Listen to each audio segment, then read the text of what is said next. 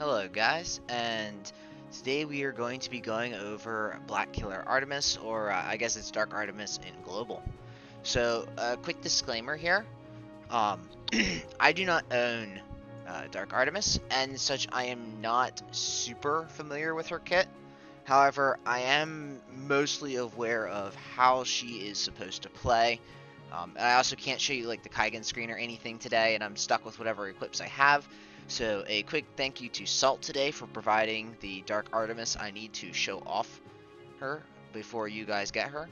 Um, Dark Artemis is a very powerful unit. Even in Japan, she is quite powerful. Although she might not seem as powerful these days with all the Gate 5s flying around, it's likely she'll be getting her Gate 5 soon. I know for a fact we have a Tri-Collab rerun coming at the end of the month or the beginning of next month. So we'll have to see if she gets her Kaigan Gate 5 then or not. So, let's go ahead and quick go over her Kaigan here. I'm going to be using the database completely today because I obviously cannot pull up the screen. You're going to want Gate 1 as always, just raw stats and HP. Her Gate 2 is going to increase one of her passives to plus 30 missile attack, plus 1 range, up from plus 20 missile attack power, and it looks to me like that passive is coming from her sniper missile damage plus 2. So she will be getting the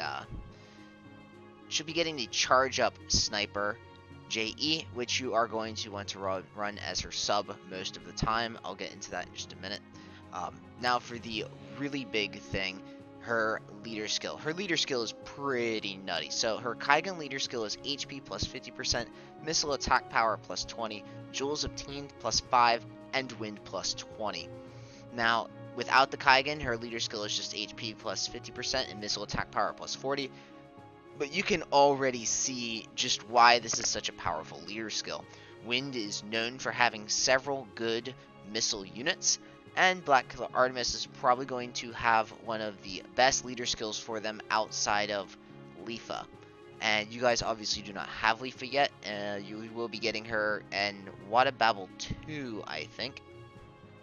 But for now, this is going to be your best missile. Wind missile leader skill is going to give her insane amounts of extra damage. As for her gear, I don't know whether or not that Nenso came out with Black Killer Artemis or if it came out later. I feel like it came out later. But it is a general Nenso for the POTK units. If you want to look up more of that, I suggest going into the database to try to get a better idea of what it does.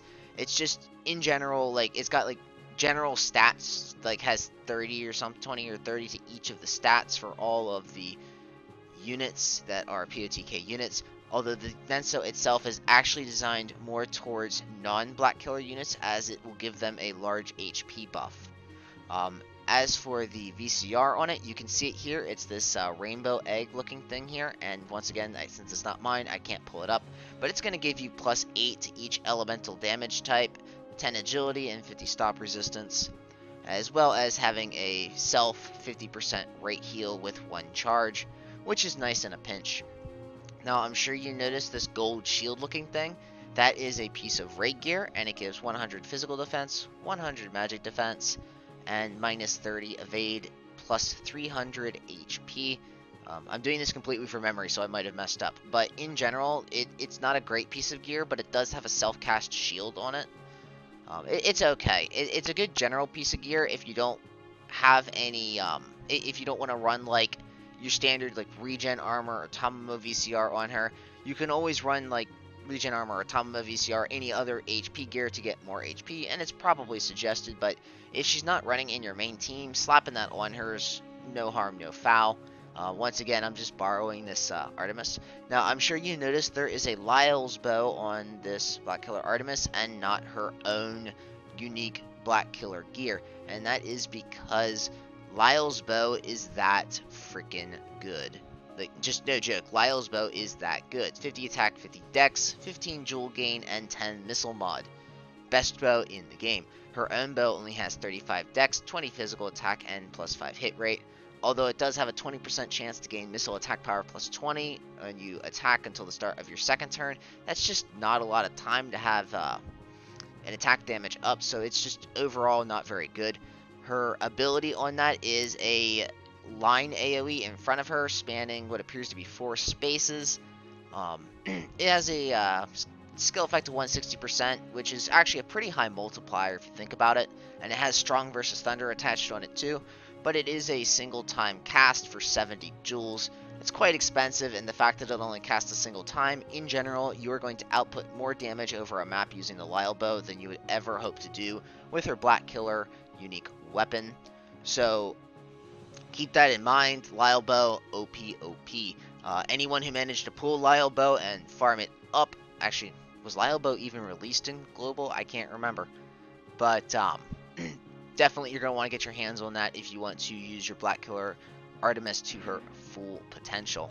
And just another quick thing to mention, she is a missile unit, which means that you can attach Leafa into your party to do even more damage with her insane buffs. So let's hop into the map here. I unfortunately can't dwell on this too long, because I just don't have the unit. I'm running Brig as my leader skill, specifically so I do not use any leader skill that isn't Black Killer Artemis's. So let's go ahead and take a look at her base damage. So her base hit is hitting about 2,000, even like about 2,000 on fire enemies. That's pretty good. Don't forget that she is a ranged unit, and she has relatively good range as well, so she can stand in place, allowing her turn to come around faster than it might otherwise. So we'll go over here and quick take a look. So 2600 when she attacks a thunder unit. So this is the major disclaimer about Black Killer Artemis. Her attacks have a height problem. Most of her attacks are coded to only be able to hit 2 to 3 heights, and which is awful as a ranger, especially considering rangers normally want to get up higher than being level with their opponents. But that's just kind of something that we are going to have to live with. She is a great unit still with or without that limitation. So on her first skill, this is her single target damage for the most part. And we're looking about 4,000 against weak enemies and about 3,500 versus neutral. In general, in these reviews, you always want to remember that the weak enemy is the damage that you want to be looking for. It might seem like a cop-out, like, oh, Mal's showing off the highest damage they can possibly do. Well, in general, that's how you play Taga. You try to do as much damage as you physically can, and taking advantage of elemental weakness is a part of that. So let's go ahead and look at this next attack, which is it's a little weird for a ranger. So you'll notice it's a self-centered one-space AoE, and it is beyond me exactly why this is on the kit. I don't see anything specific in the details that are written down, but I can't really read Japanese all that well. So let's just take a look at it. Okay, so it appears to have a knockback effect. I suppose that could be helpful in some circumstances, but I just don't really see you using it a ton. But once again, this is not a unit I actually own, so it's very hard for me to judge exactly what and when she would use such a skill. Go around and wait for her turn to come around again. So the one thing I did forget to mention is her actual loadout. So she has access to the Magic Meister, which gives her a really good defensive reactive. Remember, Magic Meister has an insanely good defensive reactive against physical damage. This is definitely going to give her a lot of survivability, and obviously I have the sniper sub here for the charge up. So let's go ahead and just take a quick look at some of these other skills here. The first attack that I mentioned, I did forget to mention it does have a charge time, but it does do quite a respectable amount of damage. And we might have to reset this map because I'm going to run out of enemies here shortly. And I won't be able to show off her true damage without resetting. But we'll cross that bridge when we get there.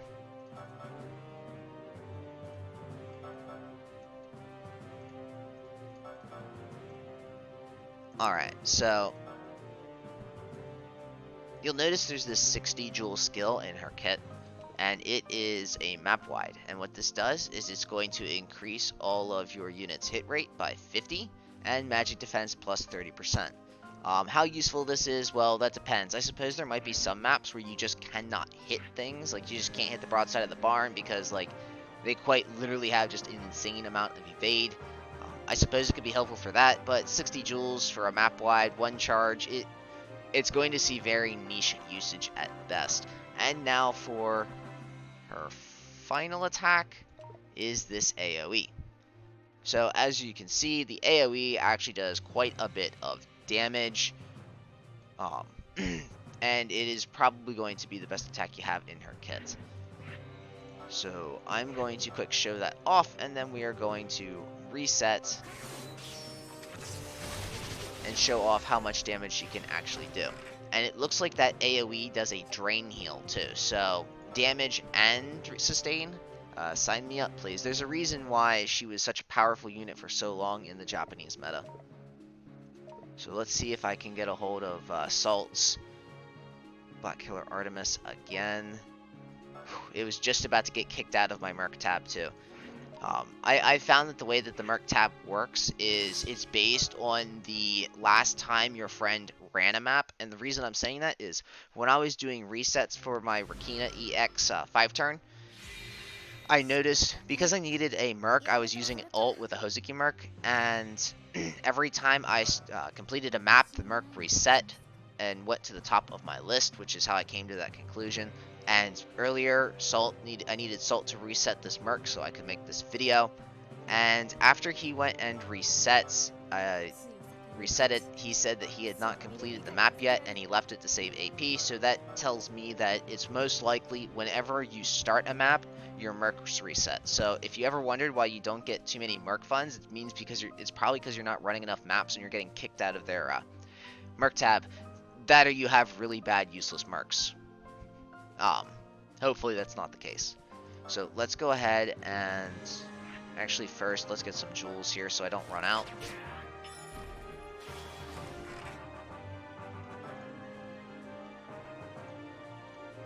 And I have Leafa tagged along because I kind of want to show off just how much the potential damage of the Wind team is. But before I get into that, let's go ahead and take a look at this, her charge up. So this is one of the reasons why she's so good, is because she has access to this charge up. With her already decently high base damage, it's going to allow her to do quite a bit of damage. So let's go ahead and quick throw that AoE down, because right after this I'm going to do the whole thing over again. So as you can see, about 7,000 and an AoE. And I know this seems kind of mediocre compared to some of the numbers I've shown off in this channel before.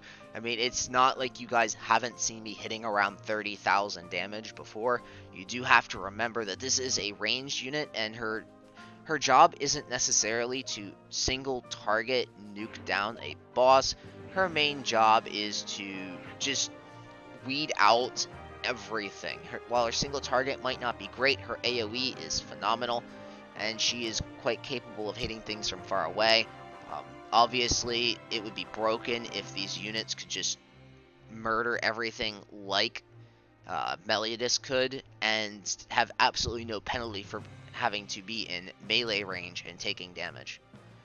So, I am going to go ahead and wait here, because I don't really want to kill the guy that I'm trying to kill.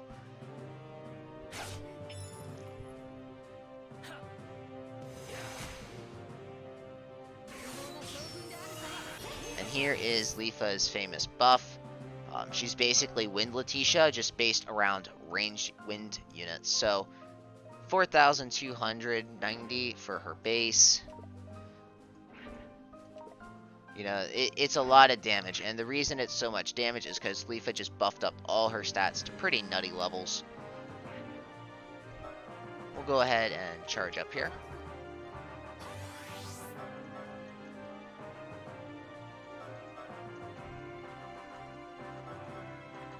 Alright, and we'll take another look at it here. Now we're up to about 13,000, and that's... We're looking at some pretty good numbers now, you know. 10,000 is really going to be the golden number. I don't normally field units, like carry units that don't do that much damage, and that's because in Japan these days a lot of units have like 10,000 HP, and being able to one-shot them is very important. Not to say that I don't ever do it, it's just in general, you do want to make sure your units are capable of outputting the kind of damage that they need in order to be successful. But that is not the only thing Leafa can do. She can also buff up missile attack by quite a bit. So let's go ahead and take a look at what that damage looks like. So while it's not as much as the charge up that she got from her sniper sub, this is a multi-turn buff that can be casted in AoE. And now we're looking at 11,000 damage that can span multiple turns. So in general, if you want to use Leafa to buff up your Black Killer Artemis, you are going to want to gather your jewels on Black Killer Artemis first, then run the buffs through on Leafa, and then just go to town as Black Killer Artemis starts murdering everything. While she might not necessarily be the most powerful unit in Wind, especially these days, she still is a top tier unit, and she deserves to be treated as one. I'll get into in a minute here just exactly how you should go about approaching this, because for sure there is going to be some issues with the way that Global handles this gacha, most likely.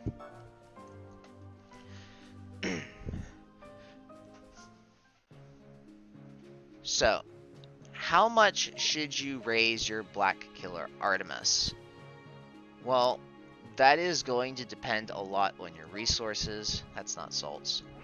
But, it really is going to depend a lot on the resources you have. A level 75 Black Killer Artemis is very serviceable, and she will be a very powerful addition to your team.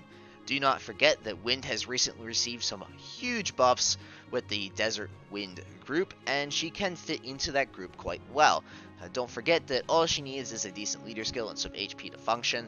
It's not as though she has to run her leader skill, and it's not as though you have to run her Kaigan leader skill. Although her Kaigan leader skill is probably going to be the best in Wind aside from Nefertiti's. Nefertiti's is still probably going to outdamage hers overall by buffing your team better than she could buff herself, but it's still a good leader skill to have.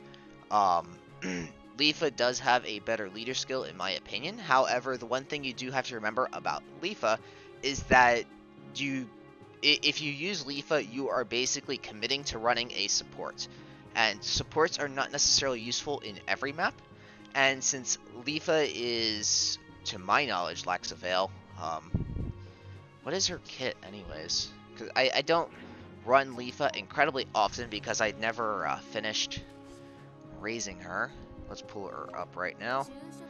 Okay, yeah, so she does actually have Professor, so she does have access to a veil, but if she wants to run that veil, she has to give up her buffs. So you have to run one or the other with her.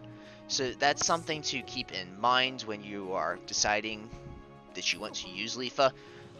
The buffs that she can provide are incredible. She is definitely the best of that particular class. She is way more impactful than Pamela and Letitia could ever hope to be. But this video isn't about her, it is about Black Killer Artemis. And since I don't have Black Killer Artemis, enjoy this picture of my regular Artemis at level 1 being absolutely useless. So how far should you raise her in her Kaigan? So Black Killer Artemis is one of these units where I would suggest raising her Gate 2 first. Get her Gate 1 to 4 and then max her Gate 2. Her Gate 2 is going to give her +1 range and +10 missile damage. That is going to be significantly more effective in my opinion than the HP and extra attack that she's going to get off of maxing her Gate 1. And the reason I say that is because +1 range is a huge deal. It is not as good as having +1 move, but it is the next best thing. Being able to hit things from farther away means she's less likely going to get hit, which means that you are likely going to not need that HP as much.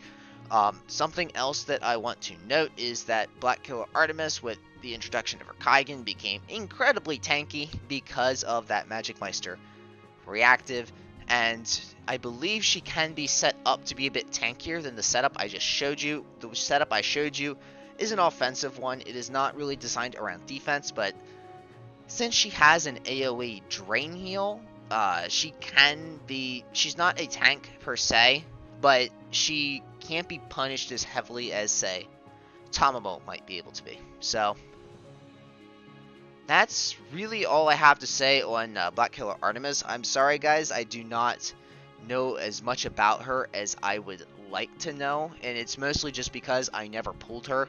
And even if I pulled her now, I would rather go and Kaigan Aoe than I would a Black Killer Artemis. I am pretty happy with where my win team is right now, and I don't think she would be a great addition to my team, at least for the amount of resources it would cost me to make her part of my win team. But for global, where you are going to be getting her, she's going to be an incredibly powerful unit when she lands. As for the gacha itself, 2.5k gachas in Japan almost ruined us. In fact, the 2.5k gachas in Japan were so bad and so egregious that the director or producer of Japan basically had to walk back some of his ideas because basically we were hemorrhaging players and things looked really bad for quite a while.